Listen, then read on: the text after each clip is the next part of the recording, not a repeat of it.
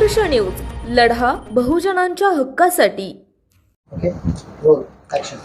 सर्वप्रथम जय भीम. आपल्या सर्वांना खरं तर अतिशय आनंदाची बातमी आपल्या सर्वांसमोर शेअर करावीशी वाटते की नवी मुंबईमध्ये गेल्या 25 ते 30 वर्षापासूनचं वास्तव्य असणारे अनेक साहित्य, कला, कवी क्षेत्रातील, लेखक क्षेत्रातील अनेक मान्यवर दिग्गज नवी मुंबईत वास्तव्यास आहेत.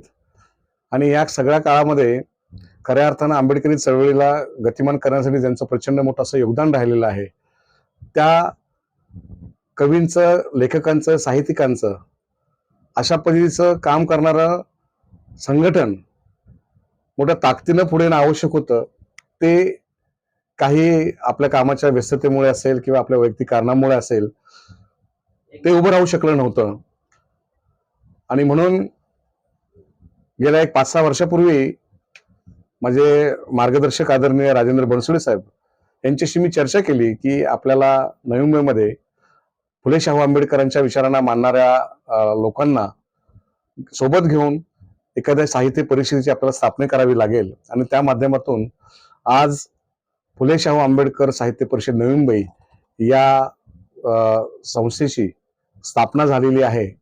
आणि त्या संस्थेचा अध्यक्ष या नात्याने मला आपल्याला सांगायला मनापासून आवडेल की या साहित्य परिषदेच्या माध्यमातून नवकवी असतील, नवे लेखक असतील, नवे साहित्यिक असतील, त्याचबरोबर ज्यांच्याकडे प्रचंड मोठं साहित्य आहे परंतु केवळ ते पैशाअभावी प्रकाशित होऊ शकलेलं नाहीये, अशांच्या साहित्यांना लोकांसमोर, समाजासमोर आणि पर्यायाने डॉक्टर बाबासाहेब आंबेडकरांच्या विचारांना पुढे घेणारी जी चळवळ म्हणून पुढे यावी, अशा पैसा एक मानस आपल्या ह्या आजच्या मीटिंगमध्ये घेण्यात आला.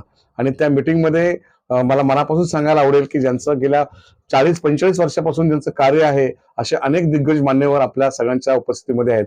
त्यांचे प्रमुख मार्गदर्शक आदरणीय मधुकर मोहिते सर या ठिकाणी उपस्थित आहेत.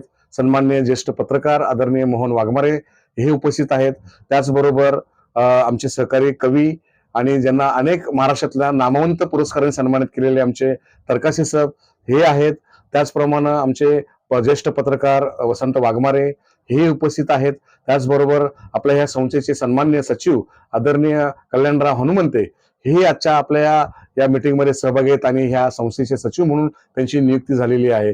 मला मनापासून सांगायला आवडेल की ह्या पुढील काळामध्ये आंबेडकरी चळवळीमध्ये काम करत असणारे जेवढे काही आपले सहकारी आहेत, त्याचबरोबर महापुरुषांच्या विचारांना मानणारे जे आपले सहकारी आहेत, त्यांना सगळ्यांना सोबत घेऊन डॉक्टर बाबासाहेब आंबेडकर आणि पर्यायाने सोबत जे आपल्या चळवळीसाठी ज्यांचं आपला योगदान राहिलेलं आहे, अशांचा कार्याचा गौरव आणि पुढील काळामध्ये जास्तीत जास्त लोकांमध्ये आपला हा बाबासाहेबांचा विचार रुजवण्यासाठी फुले शाहू आंबेडकर साहित्य परिषद मोठ्या प्रमाणामध्ये पुढाकार घेईल.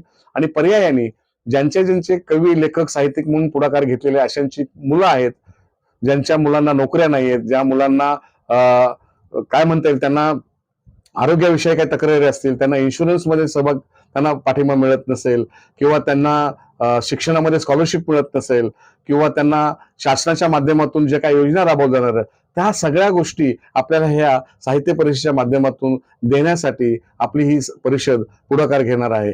आणि त्यासाठी आपलं सगळ्यांचंच आम्हाला ताकद आणि बळ या पुढील काळामध्ये आवश्यक आहे, अशा पद्धतीचा विचार आपल्या समोर मांडतो आणि आपण आपली दखल घेतली त्याबद्दल आपलं मनापासून आभार मानतो आणि थांबतो. जय भीम. सर, एक माझा प्रश्न आहे आपल्याला. आता जे तुम्ही आपण परिषद निर्माण केलेली आहे, पण आज पण काही साहित्यिक असतील किंवा कवी असतील, त्यांची तर कुठेतरी अवहेलना झालेली दिसते. तर आपल्या परिषदेच्या माध्यमातून त्यांना काय आर्थिक मदत करण्याचा आपण प्रयत्न करणार आहे? नक्कीच आपला सातत्याने हाच प्रयत्न आहे की माझ्या स्वतःच्या अनुभवाने मला सांगायला आवडेल की गेल्या 10 वर्षामध्ये आपण असे अनेक कवी, साहित्यिक आणि लेखक पाहिलेले आहेत की ज्यांचं साहित्य केवळ आर्थिक परिस्थिती नीट नसल्यामुळे ते प्रकाशित होऊ शकलेले नाही. आणि आपण स्वतः स्पंदन पब्लिकेशनच्या माध्यमातून आतापर्यंत 16 पुस्तकं याच पद्धतीने प्रकाशित केलेली आहेत की ज्याच्यामध्ये ज्यांची आर्थिक स्थिती चांगली नव्हती परंतु त्यांच्याकडे साहित्य प्रचंड मोठं होतं, अशांनाच आपण मोठ्या प्रमाणामध्ये सहभागी करून घेतलेलं आहे. आणि अशांना बळ देणं, अशांना ताकद देणं, त्यांचा गौरव करणं हे या परिषदेचं पहिलं धोरण असणार आहे. आता जो तुम्ही हा प्लॅटफॉर्म तयार केलेला आहे, त्याच्यामध्ये काही साहित्यिक असतील, जुने असतील, नवीन असतील किंवा कवी असतील, यांना तुमच्या प्लॅटफॉर्मवर संधी भेटणार आहे? 100%. मला तर असं वाटतं की या साहित्य परिषदेची स्थापनाच ह्या विचारांची झालेली आहे की जास्तीत जास्त लोकांना आपल्याला मुख्य प्रवाहात आणता येईल, जास्तीत जास्त लोक ह्या प्रक्रियेमध्ये आपला प्लॅटफॉर्म म्हणून, माझ्या हक्काचा विचार मंच म्हणून पुढाकार घेतील आणि त्यांना जे जे वाटतं, जे जे लिहावंसं वाटतं, जे जे मांडावंसं वाटतं, जे जे व्यक्त व्हावंसं वाटतं, त्यासाठी ह्या परिषदेचा मुख्य हेतू असणार आहे. आणि या पुढील काळामध्ये ही परिषद केवळ एकमेव एक वर्षातला एक प्रोग्राम करण्यापुरती मर्यादित न राहता 12 महिन्याचे 12 प्रोग्राम डोळ्यासमोर तयार करून जास्तीत जास्त लोकांना कसं सहभागी होता येईल, त्यांना संधी निर्माण कशी करून देता येईल, यासाठीच कायम प्रयत्नशील राहणार आहे. आणि म्हणून आम्ही नाममात्र जरी ते पदावर जरी असलो तरी आमच्याकडे ज्यांचा प्रचंड मोठा अनुभव असणार आहे अशा अनेक मान्यवर आपल्यामध्ये आज आपण पाहिलेले आहेत, जे ह्या परिषदेचे, ह्या संस्थेचे मेंटर म्हणून आमच्या बरोबर जोडलेले आहेत, जे आम्हाला कोर कमिटी म्हणून आम्हाला आमच्याबरोबर राहणार आहेत आणि ते आम्हाला जे प्लॅन देणार आहेत, जे आम्हाला मार्गदर्शन करणार आहेत, त्या मार्गदर्शनाला घेऊन आम्ही आमची वाटचाल पुढची करणार आहे. आणि ह्या सगळ्या प्रक्रियेमध्ये आपला सहभाग फार आमच्यासाठी महत्वाचा आणि मोलाचा असणार आहे. या परिषदेच्या माध्यमातून जे तुम्ही कुठला म्हणजे महापुरुषांचे विचारधारा हे लोकांपर्यंत पोहोचवण्याचा एक प्रकारचा प्रयत्न आहे? नक्कीच महापुरुषांचा विचार रुजवणं ही आपली पहिली प्राथमिकता आहे.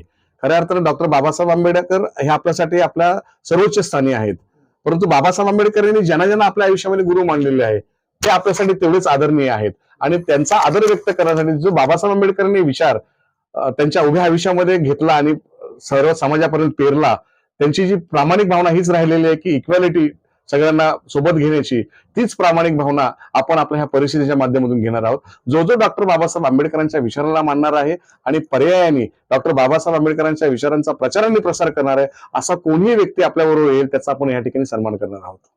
या परिषदेमध्ये जे तरुण मुलं असतील किंवा तरुण जे कोणी या साहित्यामध्ये जुडणारे असणार, ज्यांना असं वाटतं की जुडलं पाहिजे, त्याच्यासाठी काय सांगणार? नक्कीच मी मनापासून त्यांचं या ठिकाणी स्वागत करतोय.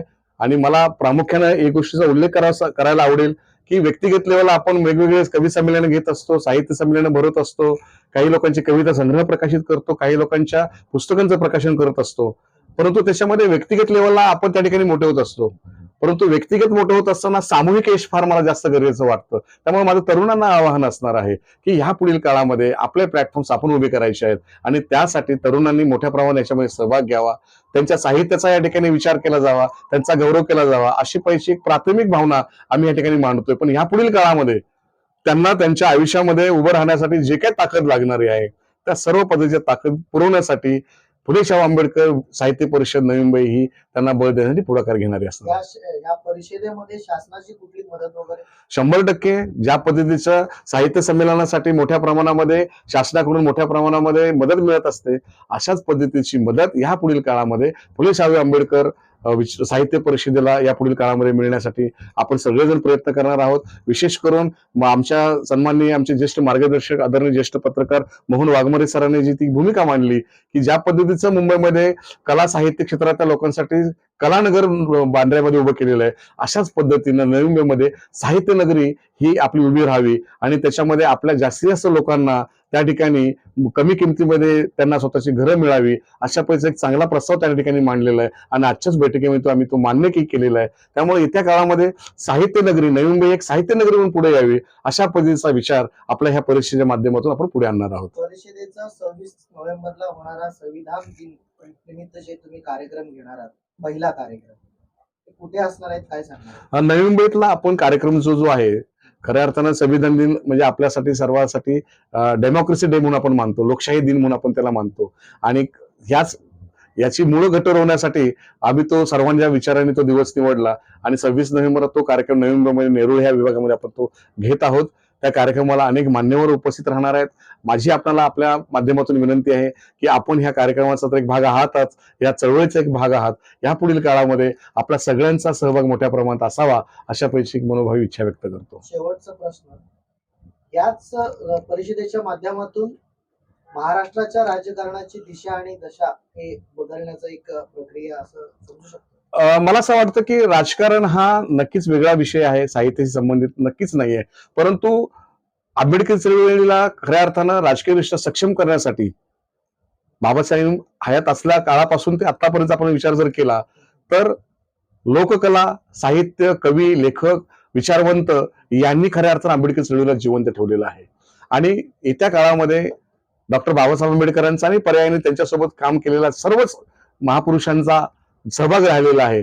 त्यांना आणखी मोठ्या ताकदीनं या ठिकाणी आपण मोठ्या प्लॅटफॉर्मवरती पुढे आणण्याचा प्रयत्न करणार आहोत. त्यामुळं राजकीय दृष्ट्या डायरेक्ट असा त्याच्यामध्ये कुठलाही सहभाग न ठेवता, पण जो जो आंबेडकरी विचारधारेला मानणारा आहे, ज्यांचं बाबासाहेब आंबेडकरांच्या विचारांना पुढे ज्यांचं कार्य राहिलेलं आहे, अशांसाठी फुले शाहू आंबेडकर साहित्य परिषद जी आहे ती कायम त्यांना ताकदीचा प्रयत्न करणार आहे. आज कवी, साहित्यिक, लेखक, महाराष्ट्रामध्ये जे प्रसिद्ध असं म्हणणारे अनेक लोक जे आहेत ते आज आंबेडकरी एक पक्ष उभा राहण्यासाठी त्यांनी मदत न करता डायरेक्टली इथल्या प्रस्थापित लोकांना मदत करतात आणि आंबेडकरी कुठलाही पक्ष असू द्या त्यांना एक प्रकारचं बदनाम करण्याचा जे काही आज आपण बघत आहात त्यासाठी काय सांगणार?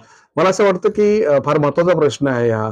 आपल्याला हीच गोष्ट आपल्याला लोकांपुढे आणावी लागणार आहे की चेहरे आणि मुखवटे जे मिरवणारे जे लोक आहेत ते येत्या काळात समाजापुढे पुढे यायला मदत होईलच. की ज्या समाजाप्रती कोणाचं काय कॉन्ट्रीब्युशन आहे, कोणाचा किती सहभाग आहे, हे आपल्याला त्यांच्यावर टीकात्मक त्यांना न दाखवता आपण आपलं काम किती चांगलं करतोय हे जेव्हा लोकांसमोर जेव्हा जाईल तेव्हा पर्यायाने समाज स्वीकारेल की खरं काय आणि खोटं काय. त्याच्यामुळे आपण ज्यांनी अशा प्रकारचं काम सातत्याने केलेलं आहे यांच्यावरती टीका न करता, यांच्यावरती आपला वेळ न घालवता आपलं काम काय किती चांगलं आहे आणि ते समाजासाठी किती उपयुक्त आहे हे पटवण्यासाठी आपण आपला वेळ आपण त्याच्यामध्ये कारणी लावूया असं मला वाटतं. धन्यवाद. आपलं मनापासून आभार सर.